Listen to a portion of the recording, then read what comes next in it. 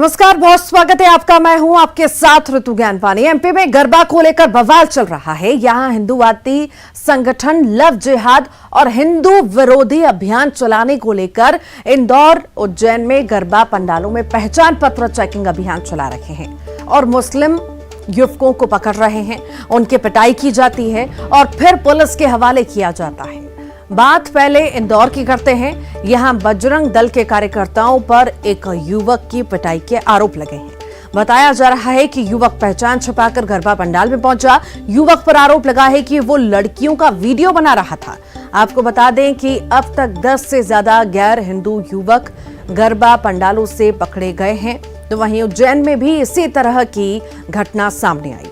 महाकाल की नगरी में गरबा पंडाल में 3 युवकों की पिटाई की गई। इन पर आरोप है कि पहचान छुपाकर गरबा पंडाल में पहुंचे थे। पूछताछ में तीनों ने अपनी पहचान बताई। पहचान उजागर होने के बाद भीड़ ने इनकी जमकर पिटाई कर दी। पुलिस ने तीनों को हिरासत में लिया। इधर आगर मालवा में गरबा में बाहरी लड़कियों के नाचने को लेकर 2 गुटों के बीच विवाद हुआ, जिसके बाद एक दूसरे पर लाठी डंडे से हमला किया गया। इस मारपीट में करीब 9 लोग घायल हुए। आपको बता दें कि यहां तेज आवाज में डीजे बजाकर गरबे का आयोजन किया गया था। तो वहीं पुलिस ने दोनों गुटों के खिलाफ मामला दर्ज किया और मामले की जांच में जुटी है।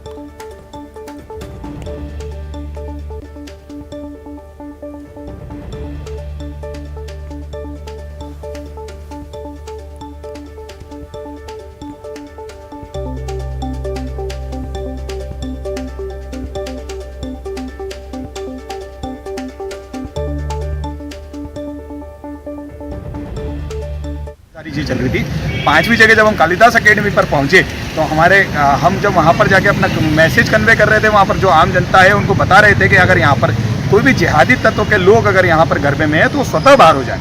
हमारे कार्यकर्ता उनके आईडी भी चेक कर रहे थे। चेक करने में पाया गया कि 3 ऐसे लोग जो वहाँ पर माता बहनों के साथ अश्लीलता और जो उनके छेड़छाड़ का कार्य भी कर रहे थे, उन्होंने ही हमें बताया। हमने उनको पकड़ के हम जब बाहर लेकर आ रहे थे तो हमने उनको पकड़ के बाहर लाकर और पुलिस के सुपुर्द कर दिया। हमने आयोजकों से मांग भी करी और प्रशासन से भी मांग करी कि चूंकि प्रदेश के गृह मंत्री जी का आदेश और संस्कृति मंत्री जी का आदेश है, उसको अगर प्रशासन पालन नहीं करवा पा रहा है तो ये बड़ा निंदनीय है। कि कुछ लड़कों को कुछ लोगों ने घेर लिया है और उनका किसी धर्म विशेष से ताल्लुकात बताकर कि उनकी एंट्री वर्जित है, वो इस एंट्री क्यों है, तो उस करके वो थाने पे उनको लेके आए। तो पुलिस को जब सूचना मिली तो पुलिस मौके पर पहुंची।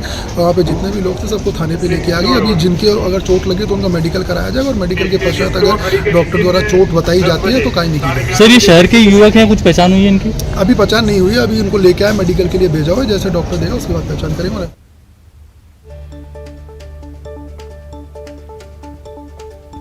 तो हर साल अमूमन ऐसी ही तस्वीरें देखने को मिलती हैं। गरबे होते हैं, उसी दौरान नाच गाना होता है और कहीं ना कहीं विवाद इस दौरान देखा जाता है। शरारती तत्व पहुंचते हैं, वीडियो बनाते हैं, छेड़खानी करते हैं और हर बार ऐसी तस्वीरें सामने आती हैं।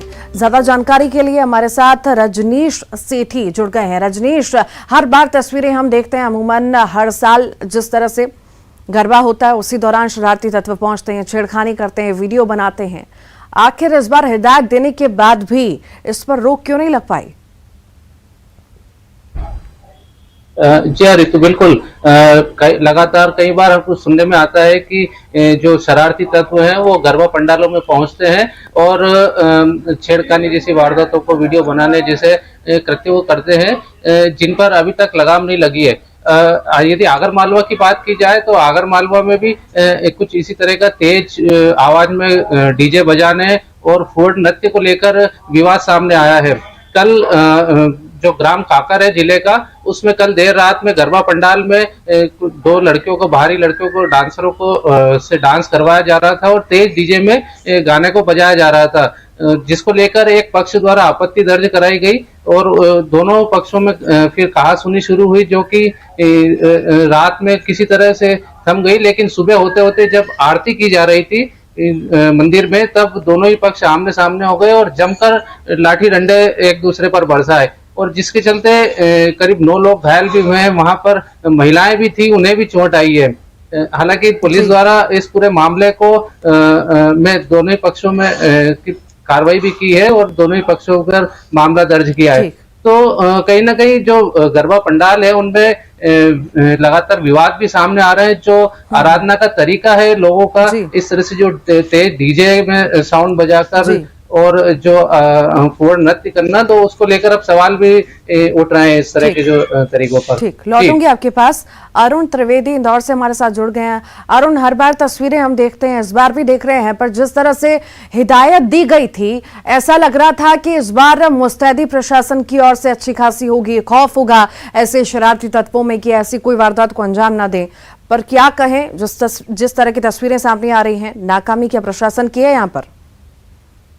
बिल्कुल, देखिए, पर्यटन और संस्कृति मंत्री उषा ठाकुर ने साफ कहा था कि गैर हिंदुओं को गरबा पंडालों में प्रवेश नहीं दिया जाएगा और उनको अपना आइडेंटिटी कार्ड दिखाना होगा, आधार कार्ड दिखाना होगा और उसके बाद ही उनको प्रवेश दिया जाएगा। गृह मंत्री नरोत्तम मिश्रा ने भी इसके आदेश जारी किए थे।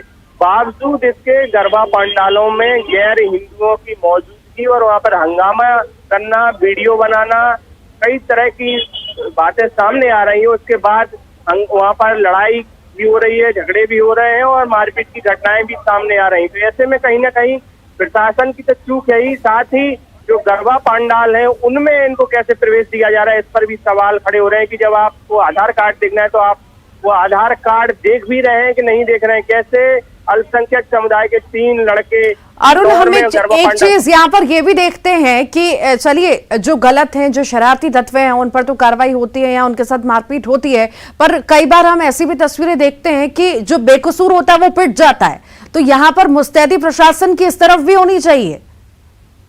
बिल्कुल, प्रशासन की मुस्तैदी होनी चाहिए और जो पुलिस है उसको भी चेक करना चाहिए। हालांकि देखिए, जिस तरह की बात है कि गरबा पंडालों में हिंदुओं को जाना चाहिए, लेकिन अल्पसंख्यक समुदाय के लोग कैसे वहां पे जा रहे हैं, ये भी तो बड़ा सवाल है। कहीं ना कहीं प्रशासन की भी लापरवाही है, पुलिस की भी लापरवाही है और यही वजह है कि इस तरह की घटनाएं सामने आ रही हैं, लोगों के साथ मारपीट हो रही है। और खास तौर से जब गरबा पंडालों के लिए नियम लागू किए गए हैं और किए गए तो उनका पालन क्यों नहीं हो रहा है, इस पर भी सवाल खड़े हो रहे हैं। जी, बहुत शुक्रिया अरुण जानकारी को साझा करने के लिए। रजनीश हमारे साथ जुड़े थे। रजनीश, आपका बहुत बहुत शुक्रिया।